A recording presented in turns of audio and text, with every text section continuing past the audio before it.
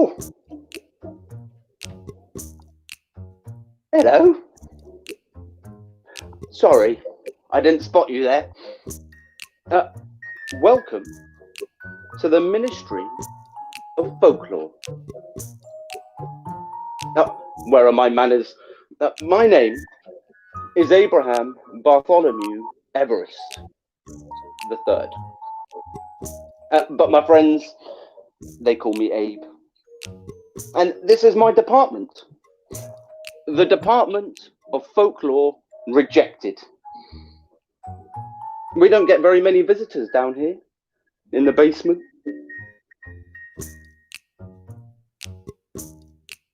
Shall I let you into a little secret? You know those folk tales you read about or you hear? You know, your King Arthurs and your princesses and your ogres and your fairies. Well, people write those right here. Well, not here, upstairs. The clever people write those. And then, if somebody doesn't like their story, it gets rejected. And that's where I come in. I am in charge of the rejected folk stories. Section M. Hey. Would you like to have a look around? Follow me. It's a very important job, what I've got. I'll let you know. So I'm in charge of all of the rejected folk tales for the places that begin with M. Look, here. This is Middelroyd. Manchester. Oh, not been in here for a while. Macclesfield.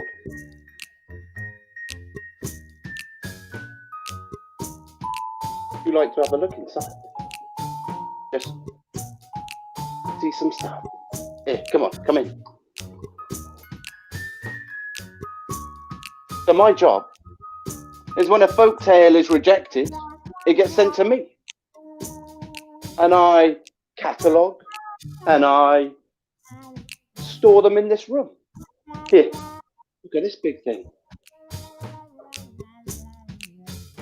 The Macclesfield mummy. Hand missing, do not open. They didn't like it. Oh, this is quite a recent one. The disco shirt of destiny. Rejected. What else have we got in here? Some dangerous stuff in here, mind you. The cursed candle. Do not touch. It's a very important job. The knocked out cricket bat. Oh, this is a good one. I like these. These should have made it, really. The little elves of Teg's nose. That would have been good. That's just Elmo. Camera. Oh, if you are ever going to write a folktale, let me tell you right now, do not use sticks. They always get rejected. I mean, what have we got here? The stick of doom, stick of destiny, the stick of truth, the stick of celery. I mean, they all end up down here. What else have we got in here? Oh, this is a personal favourite. The yak and rabbit boy didn't make it. And my job, really, is just to keep them tidy, keep them clean. Oh, let me introduce you to one of my favourites. Here she is, Simone, the dancing cat. Hey, wait a minute, I'm going to get a selfie here.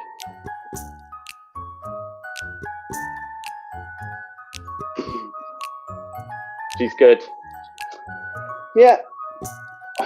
So today, I'm just cataloguing the new stuff under this blanket. Here, tell you what. Why don't I see what's under here, eh? Oh, hello. Oh. This is all the new stuff in today. Let's see what we've got here. The Witches of Shrigley Hall. Oh, cup of tea. Wonder where I put that. Ah, now this one just came in today. Looks interesting. The Wicker Glove of Matt Common. Who is worthy to wear it? There's a lot of gloves here.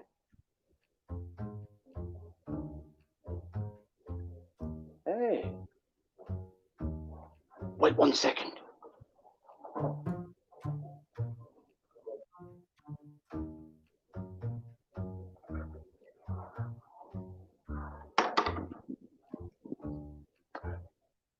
Shall I let you into a secret? Sometimes, when the clever people upstairs aren't watching, I take one of these rejected items and I rewrite a folktale for it and then sneak it upstairs, see if they notice. They do mostly notice and they come back down again, but I keep trying, you know. Hey, do you want to help me write a folktale? What do you think? If you, how could we do this? If you type ideas into the comments, we could do a story about the Wicker Glove. What could we use? What genre should we make our folktale? It could be scary, or it could be happy, or magical, or all of those sorts of things. Any ideas? We could maybe use some of the things in the room. Over here, this is Macclesfield Common, a really old area that turned into Teg's nose. We could use that. Any ideas? What's this? Oh, the princess's skateboard. Maybe not that one in this one. Ooh, who's that? A mysterious story? Romantic story? A mysterious, romantic, scary story? Spooky? Slow down. Okay, well, why don't we have with cats in it? Cats in it? Oh, because of Simone. Great idea. What else have we got? Okay, I've got my notebook. We are going to write a mysterious, romantic,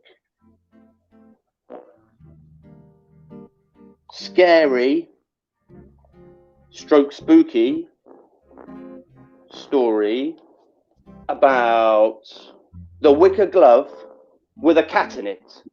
What could the power of the Wicker Glove be? Maybe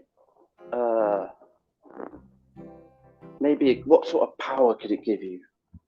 Cat in it. How about whoever wears the glove has the power to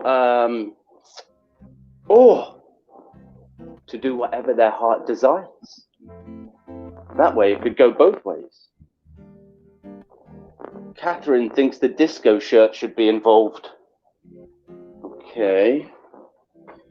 Disco shirt.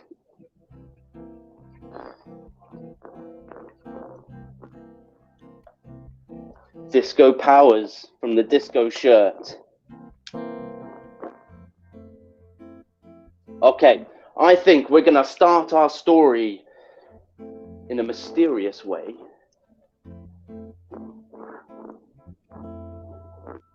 Hypnotize. Hypnosis. Whoa. Okay. I'm going to start our story. I want you to keep giving ideas as I talk, as I come up with things. If you think of something as we go along, and I'll keep checking, and we'll see how we do. Right then.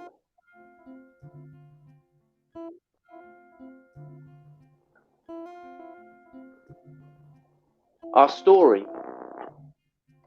is going to start a very, very long time ago.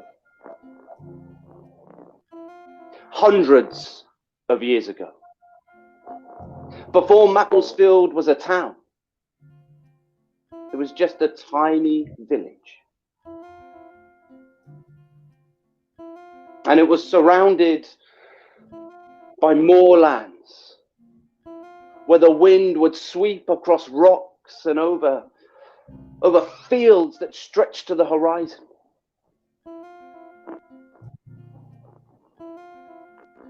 And at a certain time of day, just as the sun is coming down towards the hills, if you listen really carefully, you can hear as the wind touches the grass, the music plays.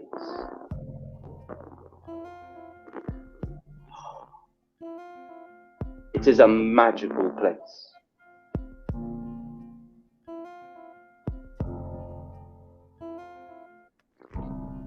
And on the moors today, on the common, there is a young girl. Oh, what could her name be?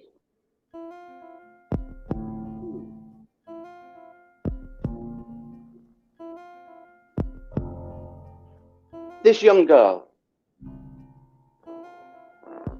is walking, carefree. This is her favorite time in the day as she listens to the wind sing and she sees the land all around her. And at her feet is her cat.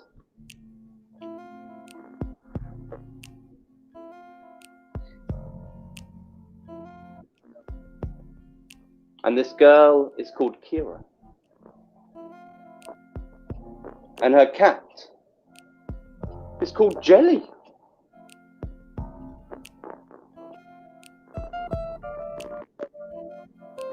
And they walk across the common. You see, Kira is a kind and helpful girl. In the days, she helps her mum and her dad in their silk shop, creating the finest silks and clothing in all of the land. But she also loves these walks on an evening to feel the wind.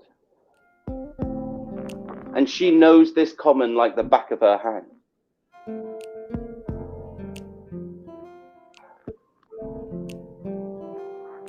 But on this particular day,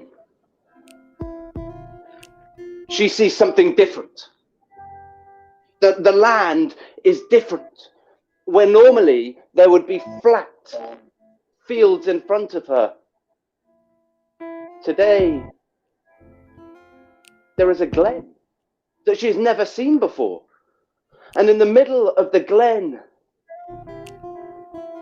there is an old tree, a wicker tree. And it is older than the hills around it. She's never seen this tree before, Kira. It is gnarled and twisted, and the bark is black, and the branches stretch up towards the sky. But it's not ugly. It's not decrepit. It's majestic. It's regal. And it's proud. And as Kira stands there admiring the tree, Jelly, her cat, runs down into the glen and jumps up into the branches. And she grabs something.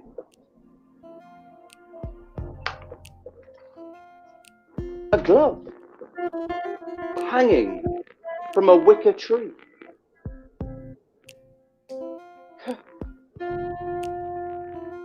Now, at first, Kira is worried. But Jelly brings the glove to her. And as she takes it from her cat's hand, the glove magically changes. It becomes silk and blue. And Kira slides her hand into the glove, and she can feel a warmth rush through her body as the power courses through her.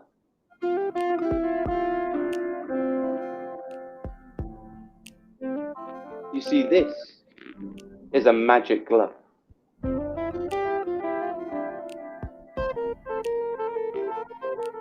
The sun starts to peek down behind the hills now. And Kira knows she needs to get home before it's dark, so she starts to travel back across the common to Macclesfield.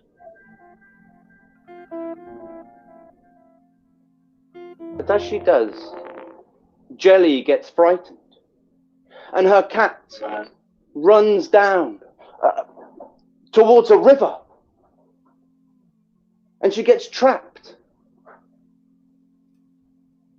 Her feet get stuck in the branches of a tree and some rocks fall on her and she cries out in pain.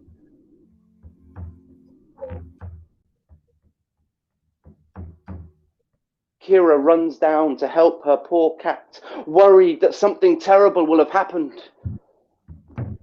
And as she gets there, and she touches her cat's leg with her gloved hand, the roots start to recoil. The rocks start to move away from the cat and her leg starts to magically heal.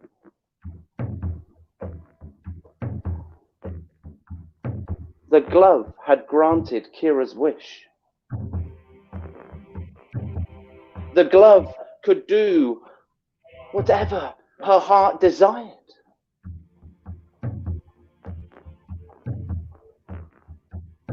Now up on the hillside,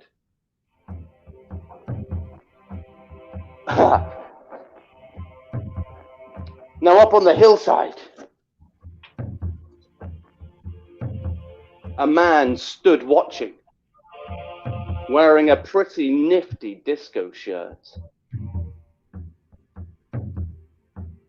Kira didn't know that he was the town's local disco dancer, and he lived in the moors away from everybody else. He had seen Kira's act of kindness to Jelly the cat, and he wanted to repay her, to say thank you.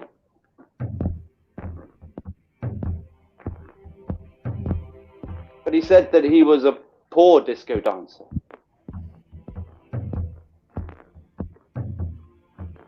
That he had nothing to offer her except any item of clothing from his clothesline. Really?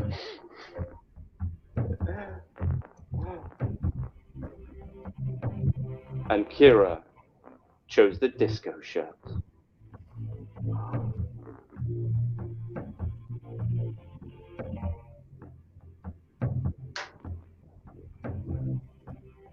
Kira ran home and she slept that night, feeling wonderful.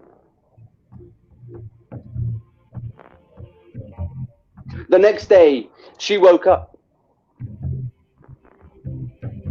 And as she came downstairs to her dad's silk factory, she saw him frowning. His sewing machine had broken.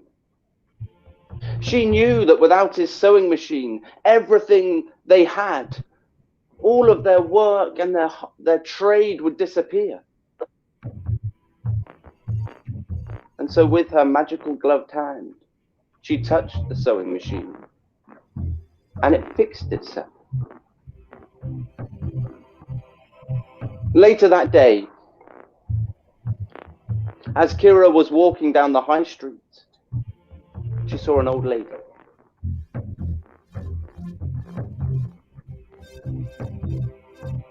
And the old lady was hobbling slowly and tired. and she was carrying a heavy bag.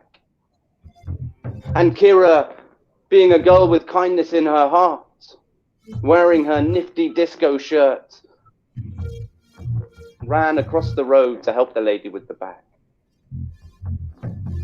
And as her gloved hand touched the bag, it became as light as a feather.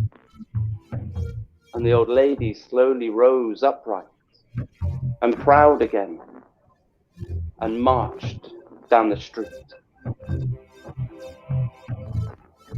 Now, in the coming days and weeks and months, news of Kira and her cat Jelly and their disco shirt and their magic wicker glove spread across the town. People started to write songs about them. People started to come to their father's silk shop, but not to buy silk, to ask for Kira's help. She fixed shop signs.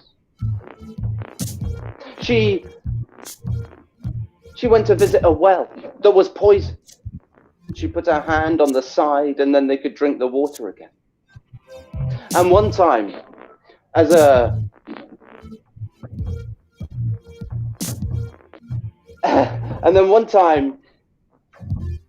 cart came trundling down the street, carrying huge vats of Uncle Meekle's treacle, the wheel broke, and the treacle went everywhere, all over the town. And Kira smiled, and she touched the cart, and it righted itself.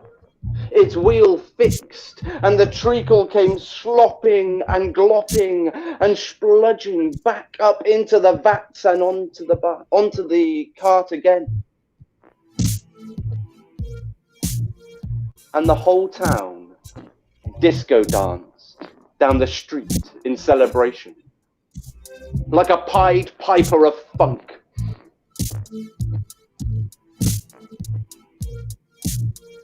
There was nothing Kira couldn't do. Nothing she wasn't happy to help people with. But that's when it turned. That's when it started to get a little bit scary. You see, at first everybody looked at Kira with love for the wonderful things she was doing. But their eyes weren't looking at Kira anymore. They were looking at the glove on her hand. And they weren't looking with love. They were looking with greed.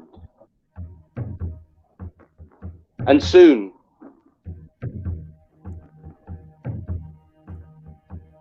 Kira started to feel like she was being followed. She would turn, but no one was there. She could swear she could see in the corner of her eye, in the shadows of the alleys, figures following her, but they always skulked away. And one night, as she slept in bed, she could hear crashes and bangs from downstairs in the shop, and when her and her mother and her father ran down, the shop was destroyed. There were even glove shapes cut out of the silk as if somebody was trying to get the power for themselves. Soon, people stopped even being secretive.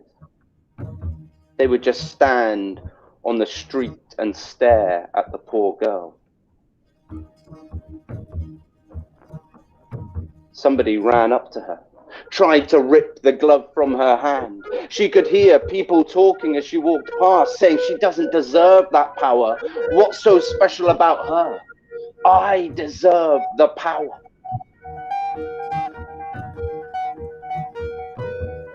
Soon, Kira was too scared to sleep.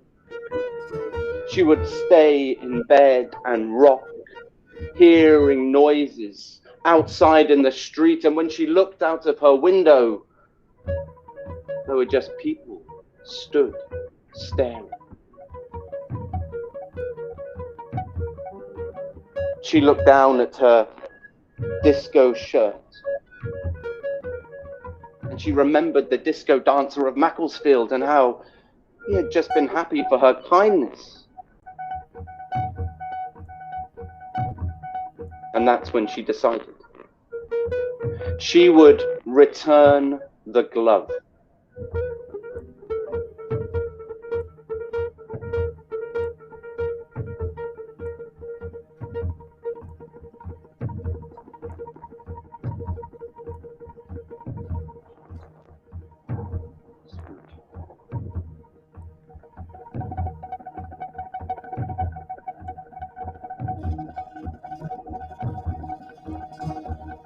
That morning, before the sun came up, Kira snuck downstairs in the morning darkness.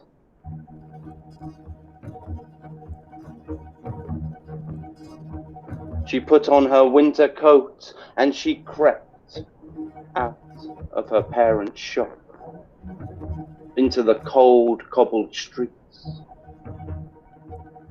She tiptoed up the Macclesfield High Street towards the common, determined, the glove trapped in her pocket so no one could see.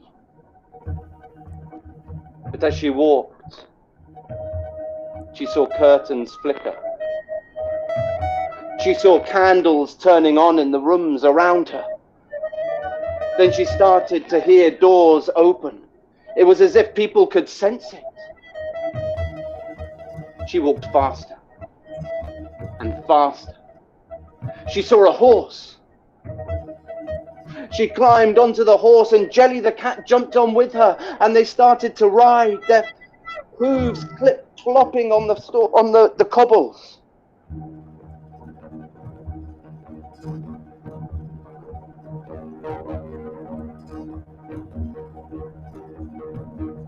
And the people followed, faster and faster.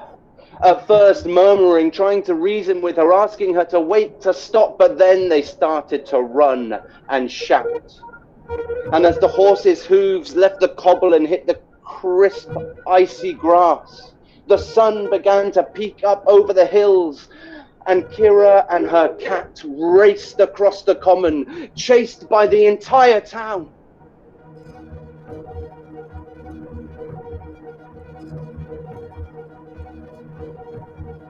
Her heart beat faster and faster as the horse galloped faster and faster. And then eventually she could see in front of her the glen coming back with the old majestic tree.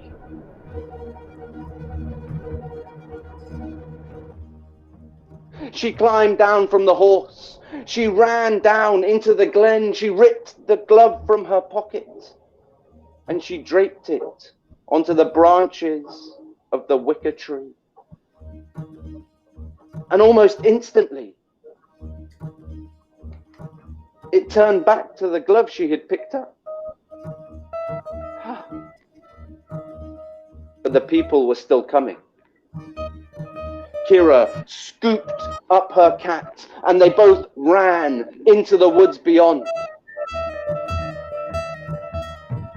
The villagers had seen what Kira had done. They didn't care about her anymore. They just wanted the glove and they ran down into the glen, pushing each other out the way and fighting and screaming, trying to get the glove onto their hands. But it never fit. It was too big. It was too small. It would break in their hands. The threads would untwine and wrap themselves around the tree as if it didn't want to be pulled from the branches.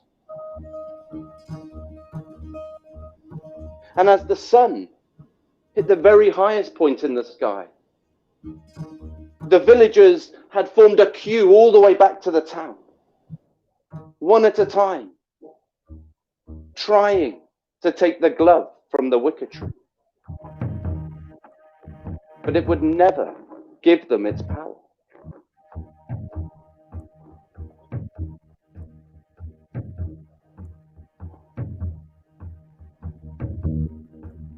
And as the sun dipped down and down towards the hills again, and the music from the wind picked up,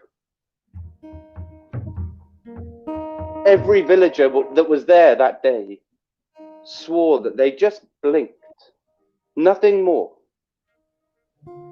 and the wicker tree had disappeared. And slowly, ashamed, they walked back to the village.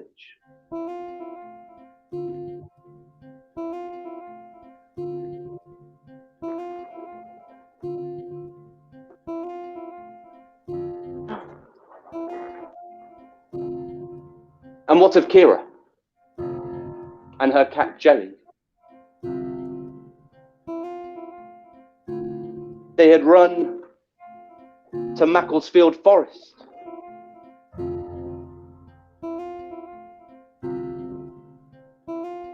And there,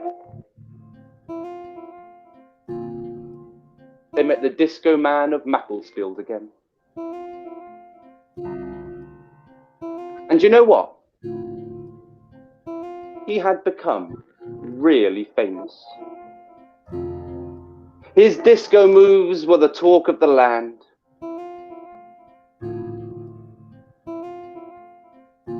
And Kira confessed.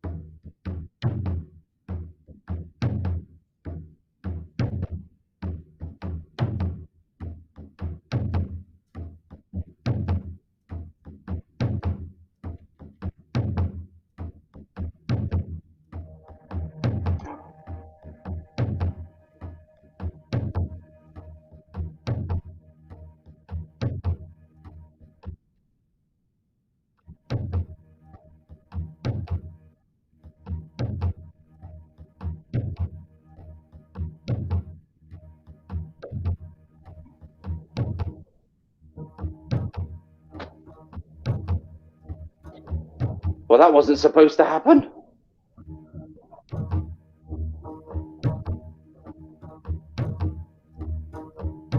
Kira met the disco man of Macclesfield. He is famous after all.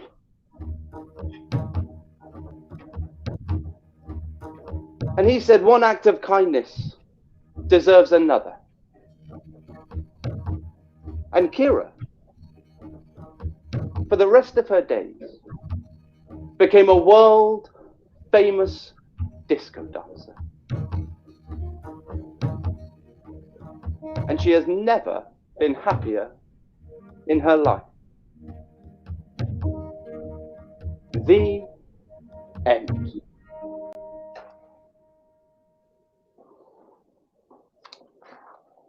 That was fantastic. Well done.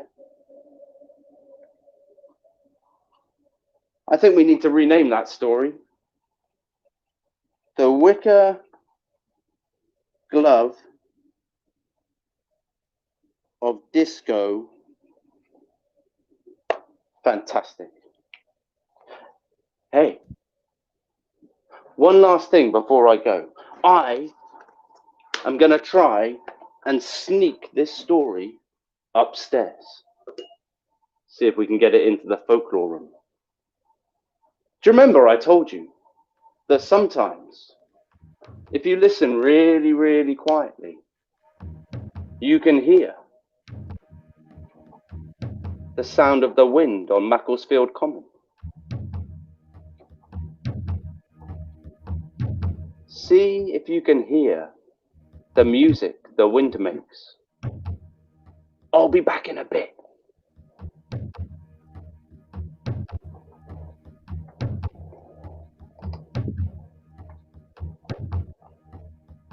We could walk the autumn trees all along takes no. He saw there sitting in the leaves a woven glove of willow. A wicked glove, oh, a wicked glove, the power that it holds. A wicked glove, oh, a wicked glove, of ages old. He danced through the town, was dancing all day long. Dance through the town, singing this song. A wicked glove, oh, a wicked glove, the power that it holds. A wicked glove, oh, a wicked glove, of ages old. A wicked glove, oh, a wicked glove, the power that it holds. A wicked glove, oh, a wicked glove, of ages old. A wicked glove, oh, a wicked glove, the power that it holds. A wicked glove, of ages old.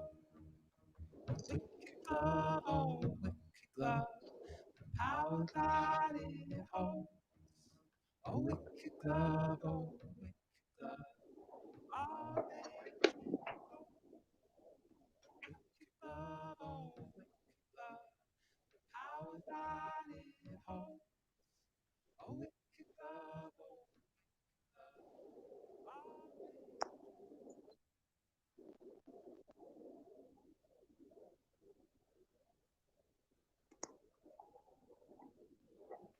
glove, of Right then.